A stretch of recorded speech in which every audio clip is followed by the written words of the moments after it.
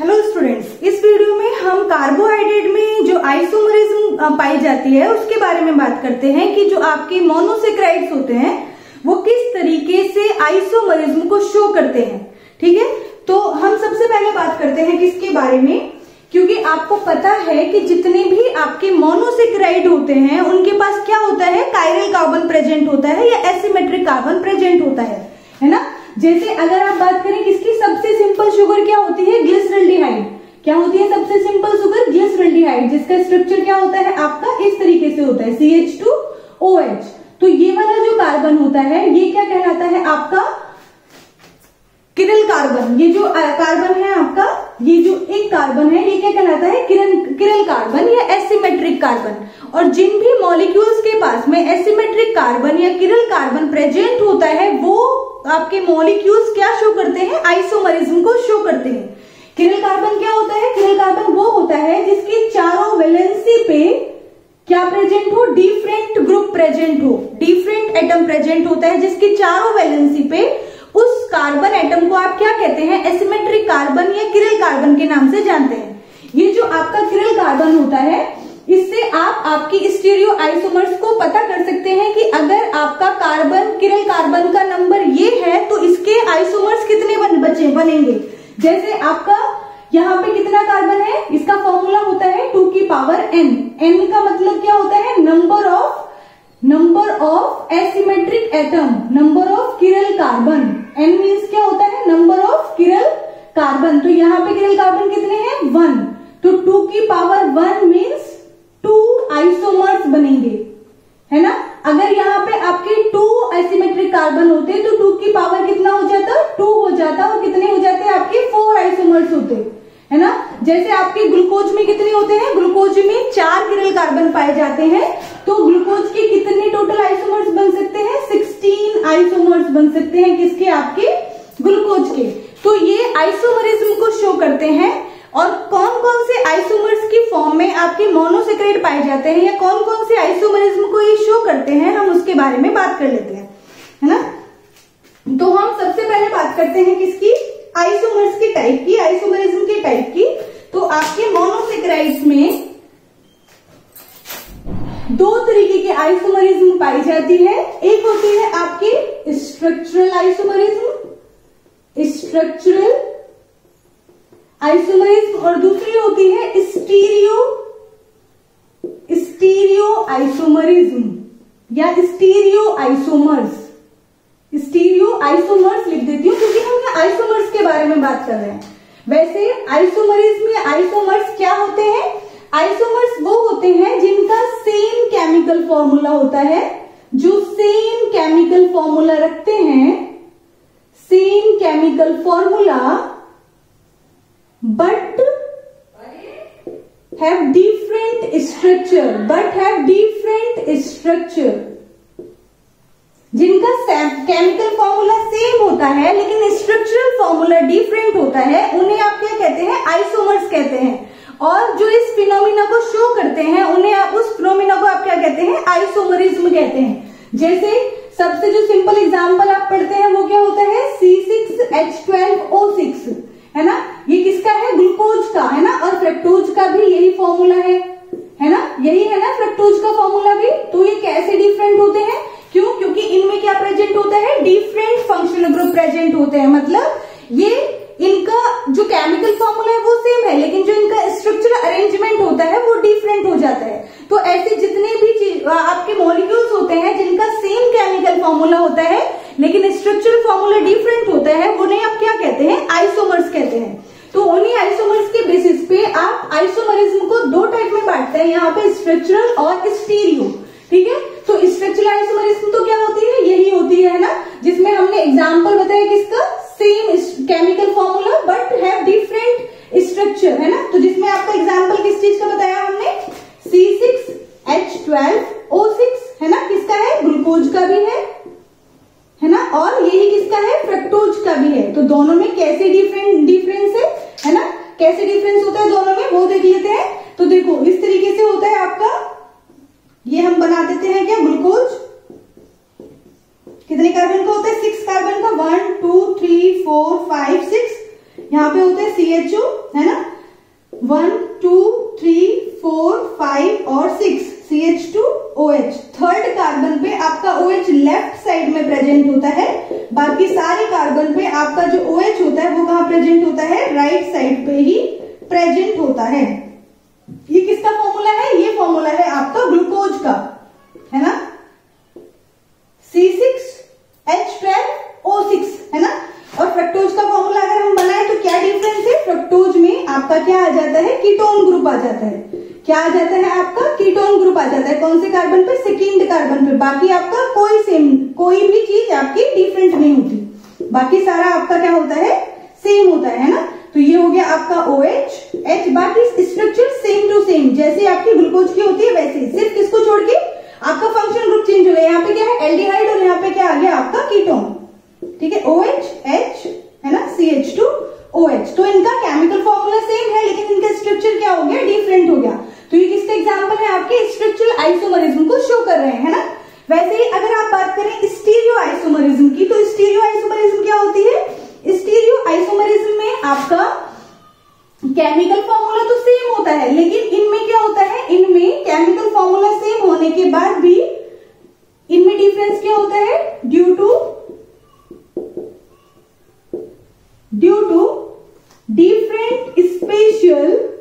different spatial arrangement of H and OH, है ना।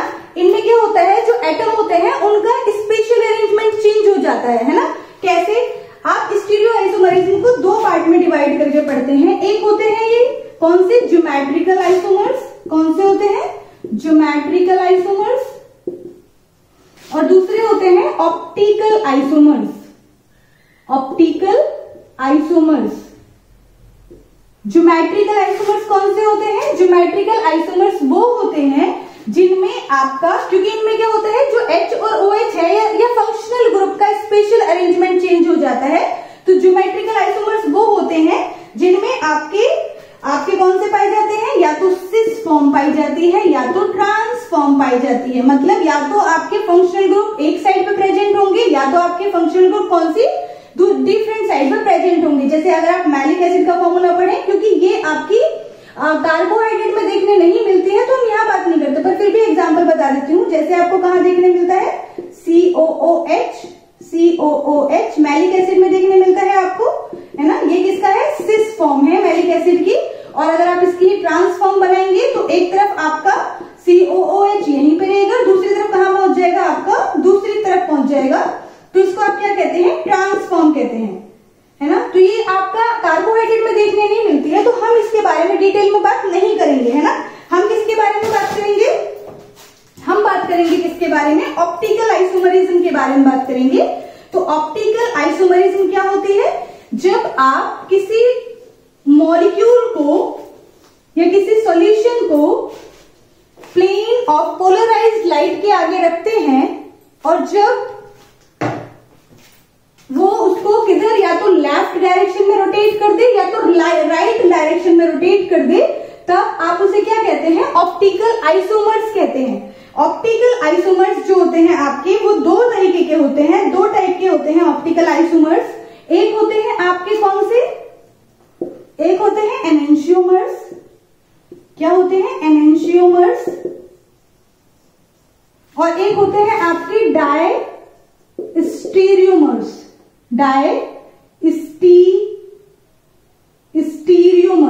Diastereomers, ठीक है। एनेंशियोमर्स क्या होते हैं, एनेंशियोमर्स होती हैं मिरर इमेजेस।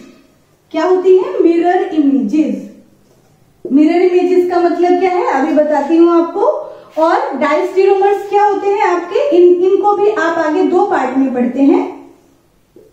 डायस्टीरियोमर्स क्या होते हैं, इनको भी आप आगे दो पार्ट में पढ़ते हैं। ये होते हैं non mirror images, non mirror images. और इसमें आते हैं आपके इपीमर्स,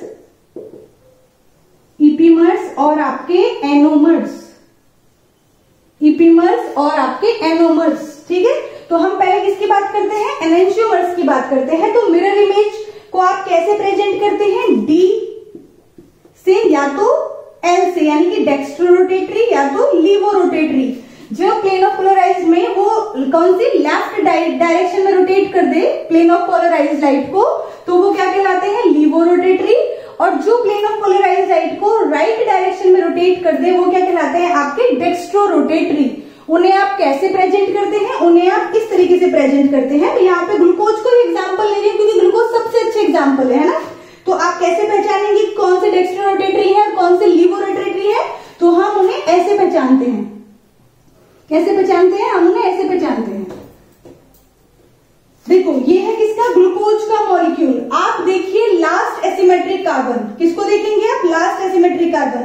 यहाँ पे आपके 4 एसिमेट्रिक कार्बन होते हैं, कौन कौन से, ये हो गया first asymmetric carbon, second asymmetric carbon, fourth, third और फोर्थ, 4 एसिमेट्रिक कार्बन यहाँ प्रेजेंट होते हैं। आप देखना या तो आप टर्मिनल कार्बन को कंसीडर करें या तो आप लास्ट एसिमेट्रिक कार्बन को कंसीडर करें। अगर यहाँ पे आपका OH ग्रुप, अगर यहाँ पे आपका OH ग्रुप कौन सी साइड पे प्रेजेंट है, राइट साइड पे प्रेजेंट है, तो आप इसको बोलते हैं क्या, डी ग्लूकोज। और जो आपके मेमेलियन टिश्यूज होते हैं वहां पे सब जगह जो कार्बोहाइड्रेट का फॉर्म पाया जाता है वो डी फॉर्म पाया जाता है, क्योंकि हमारे जो सिस्टम है वहां पे डी कार्बोहाइड्रेट को, डी ग्लूकोज को ही मतलब डी फॉर्म को ही डाइजेस्ट करने वाले, मेटाबोलाइज करने वाले एंजाइम्स प्रेजेंट होते हैं। ठीक है, तो जब आपका ये लास्ट एसिमेट्रिक कार्बन पे जो OH ग्रुप है वो अगर आपका कौन सी साइड पे प्रेजेंट है, आपका राइट साइड पे प्रेजेंट है, तो आप मानेंगे क्या कि ये कौन सी स्ट्रक्चर है, ये डी ग्लूकोज है। और अगर ये लेफ्ट साइड पे प्रेजेंट हो, कहां प्रेजेंट हो, अगर ये लेफ्ट साइड पे है ना, इसी में अगर ये कहां प्रेजेंट हो, 1 2 3 4 5 और 6 है ना, 3 3 6, हाँ CH2OH, कोई फर्क नहीं पड़ता इससे, हम इसकी बात करते हैं। अगर ये कहां प्रेजेंट है, आपका लेफ्ट साइड में प्रेजेंट है, तो आप इसको क्या कहेंगे, लीवो रोटेटरी कहेंगे। और आप इसे क्या बोलेंगे, एल ग्लूकोज बोलेंगे। क्या बोलेंगे, एल ग्लूकोज बोलेंगे, है ना। और बाकी आपके ग्रुप्स भी कैसे हो जाएंगे, ये यहाँ पे OH कहाँ प्रेजेंट है, इधर वाली साइड पे प्रेजेंट है, तो मिरर इमेज में, क्योंकि इसकी मिरर इमेज बनेगी ना, तो वो कहाँ दिखेगा, यहाँ दिखेगा H। यहाँ पे H कहाँ प्रेजेंट है आपका, थर्ड कार्बन पे आपका ये H जो इधर की साइड प्रेजेंट है राइट साइड में, वो कहां पहुंचेगा, लेफ्ट साइड में। OH यहाँ पे आपका OH कहां प्रेजेंट है, राइट साइड में, तो ये कहां पहुंच जाएगा, लेफ्ट साइड में, और ये राइट साइड में। तो इन्हें आप कहते हैं मिरर इमेज, है ना। लेकिन आप डी फॉर्म को आपको कैसे पता चलेगा, क्योंकि किसी में OH कहीं भी हो सकता है, तो आप पहचानेंगे कैसे कि डी फॉर्म कौन सी है और एल फॉर्म क्या कौन सी है। तो ये पहचानने का तरीका होता है कि आपका ऊपर से यहाँ तक कुछ भी लिखा हो, आप लास्ट एसिमेट्रिक कार्बन को देखिए, अगर उस पे OH लेफ्ट साइड प्रेजेंट है तो आप उसे एल फॉर्म बोलेंगे, अगर उसमें OH राइट साइड प्रेजेंट है तो आप उसे डी फॉर्म से रिप्रेजेंट करेंगे। ये आपको याद रखना है, ठीक है। क्यों, क्योंकि ये क्या है, एक दूसरे की मिरर इमेज हो रही है ना। तो आप इसे क्या कहते हैं, मिरर इमेज या तो एनेंशियोमर्स कहते हैं, ठीक है ना। जैसे ये देखो, अगर आप मिरर को ऐसे रखते हैं तो ऐसे दिखेगा ना, मतलब ये साइड इस तरफ दिखेगी, वो साइड दूसरी तरफ दिखेगी, तो इन्हें आप क्या कहते हैं, मिरर इमेज। लेकिन पहचानने का तरीका क्या होता है, डी फॉर्म और एल फॉर्म को आप लास्ट एसिमेट्रिक कार्बन देखिए बस, उस पे अगर राइट साइड में OH प्रेजेंट है तो आप डी फॉर्म बोलेंगे, और अगर लेफ्ट साइड में प्रेजेंट है तो आप एल फॉर्म बोलेंगे, ठीक है। तो ये किसकी बात हो गई, आपके एनेंशियोमर्स की बात हो गई। अब हम बात कर लेते हैं किसकी, डायस्टेरियोमर्स की, यानी कि नॉन मिरर इमेजेस की। इनमें आपका एज इट इज ऐसे नहीं है, जैसे ये OH इधर है तो मतलब ये इधर ही होगा, नहीं। नॉन मिरर इमेजेस मतलब जो एक जैसी नहीं दिखेंगी, जो आमने सामने रखो तो एक जैसी नहीं दिखेंगी, नॉन मिरर इमेजेस, है ना। तो वो क्या होते हैं आपके इपीमर्स या तो एनोमर्स। इपीमर्स क्या होते हैं, इपीमर्स वो होते हैं जिनमें किसी एक, बाकी पूरी स्ट्रक्चर सेम, पूरी की पूरी स्ट्रक्चर सेम, लेकिन किसी एक कार्बन का स्पेशल अरेंजमेंट डिफरेंट हो जाए। किसका, ओनली वन कार्बन का स्पेशल अरेंजमेंट डिफरेंट हो जाए। जैसे किसका हो जाए, कार्बन नंबर 2 का OH इधर पहुंच जाए, H इधर पहुंच जाए, है ना। एग्जाम्पल से बताती हूँ, इपीमर्स क्या होते हैं, इपीमर्स का एग्जाम्पल से समझते हैं। किसी एक कार्बन पे H और OH ग्रुप का स्पेशल अरेंजमेंट या ओरिएंटेशन चेंज हो जाने को आप क्या कहते हैं, ऐसे दो मॉलिक्यूल्स जो बाकी पूरी के पूरे सेम हैं, लेकिन किसी एक कार्बन पे H और OH का ओरिएंटेशन डिफरेंट हो जाए अगर, तो उन्हें आप क्या कहते हैं, एपीमर्स कहते हैं। एपीमर्स को अगर हम एग्जांपल से लेते हैं ना एग्जाम्पल, ठीक है, ग्लूकोज को ही ले लेते हैं, ग्लूकोज को ही ले लेते हैं हम एग्जाम्पल में, है ना। इसको हटा देते हैं और हम किसके एपिमर्स की बात कर रहे हैं सिर्फ, है ना। तो एपिमर्स की एग्जाम्पल ले लेते हैं हम। देखो ग्लूकोज को ही ले लेते हैं हम एग्जाम्पल में, बीच में लिख लेते हैं, है ना। 1 2 3 4 5 और 6 हमने ले लिया कौन सा, डी ग्लूकोज। कौन सा ले लिया हमने, डी ग्लूकोज लिया है। डी ग्लूकोज मतलब जिसपे आपका OH ग्रुप कहां प्रेजेंट होगा, राइट साइड में। ये राइट साइड में प्रेजेंट है तो ये क्या हो गया, डी ग्लूकोज हो गया, ठीक है। OH H H OH यही स्ट्रक्चर होता है, HOH, ठीक है। ये है आपका डी ग्लूकोज का स्ट्रक्चर। एपिमर क्या होते हैं, जिनमें किसी एक कार्बन एटम पे आपका जो अरेंजमेंट है, अगर ये H और OH का ओरिएंटेशन चेंज हो गया तो फिर ये ग्लूकोज नहीं रहेगा, फिर ये कोई डिफरेंट मॉलिक्यूल बन जाएगा। इसकी कंप्लीट प्रॉपर्टीज चेंज हो जाएंगी, इसकी केमिकल प्रॉपर्टीज भी, फिजिकल प्रॉपर्टीज दोनों मोस्टली चेंज हो जाती है सिर्फ एक ही कार्बन के HOH के ओरिएंटेशन से। जैसे अगर आपका C2 पोजीशन पे, कौन सी, C2, कौन सी पोजीशन पे, C2, कौन सी C2 पोजीशन, 1 2 3 4 5 6, अगर सिर्फ और सिर्फ C2 पोजीशन पे H या OH का ओरिएंटेशन चेंज हो जाता है तो ये क्या बन जाएगा आपका, हम कर देते हैं ओरिएंटेशन चेंज, है ना। यहाँ पे ये OH इधर वाली साइड पे है ना, अब हमने कहा कर दिया, लेफ्ट साइड में लिख दिया, है ना। सिर्फ इसी पोजीशन पे चेंज हुआ है ना, इसे हम इससे कर लेते हैं। ये यहाँ पे क्या हो गया, ये हो गया, इस तरीके से हो गया, है ना। सेकंड पोजीशन पे ओरिएंटेशन चेंज हुए, बाकी स्ट्रक्चर में कोई चेंज नहीं। जैसे ग्लूकोज के स्ट्रक्चर है आप बिल्कुल वैसे ही लिखिए, है ना। जैसे ग्लूकोज के स्ट्रक्चर लिख रहे हैं आप बिल्कुल वैसे ही बनाइए, कोई चेंज नहीं।